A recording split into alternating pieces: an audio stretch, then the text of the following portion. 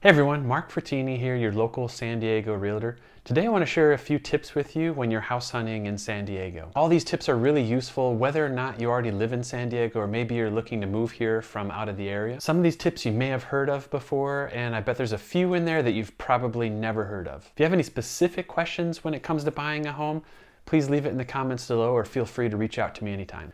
All right, now let's not waste any more time. Let's get started with the number one tip when house hunting in San Diego.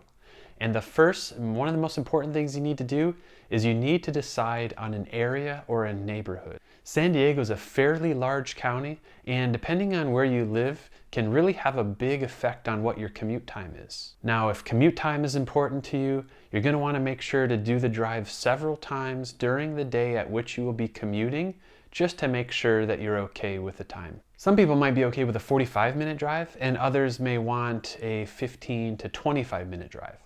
So it really just depends. And if you don't live here in San Diego, there are a few tools that you can use online to help you estimate that commute time. One of them is going to be Google Maps. So head over to Google Maps. You can type in a start and a destination address. You can also put in the day and the time that you'll be commuting, and it will give you a fairly accurate estimate.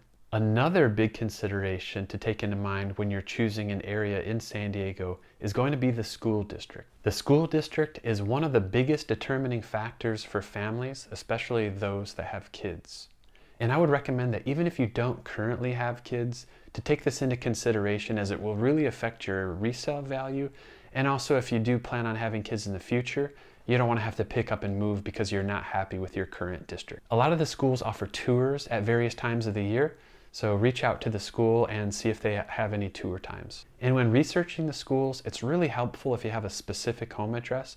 And the reason why is because the school boundaries are very irregular, and sometimes the house across the street will be assigned to a different school. You can also learn a lot about a school by going and talking to the parents. A good time to visit might be right after school is over, and if there's a playground near, feel free to talk to the parents and get information that way. If you're house hunting from a distance, check out the website greatschools.org, as there's a lot of information about the local schools there. All right, let's move on to the next tip, and that is to walk the neighborhood during different parts of the day. I think one of the best times to walk a neighborhood is on an evening during a Friday or a Saturday, and that should really give you a feel of how quiet or how loud a neighborhood is during the weekends. If you're the type of person who's in bed by 8 or 9 o'clock, and your neighbors are constantly throwing loud parties outside, it may not be the right home for you. And it's better to find this out before you buy the home than after you've already moved in. Speaking of neighbors, go and meet them. If I'm representing you as your real estate agent, I will always recommend going and knocking on the surrounding doors to meet the neighbors.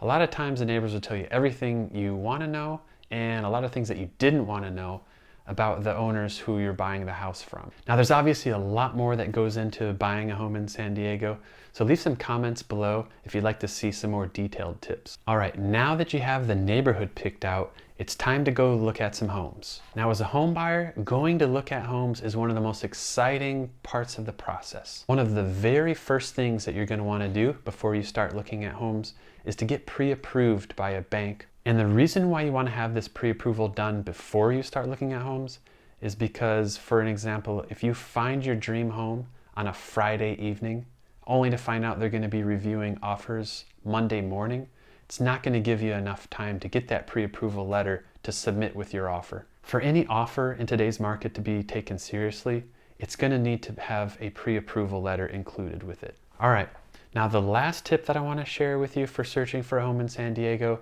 is try not to schedule any more than 3 to a maximum of 5 homes per day. And the reason you want to do this is because as you start looking at more and more homes, the details of the first few becomes cloudier and cloudier as the day goes on.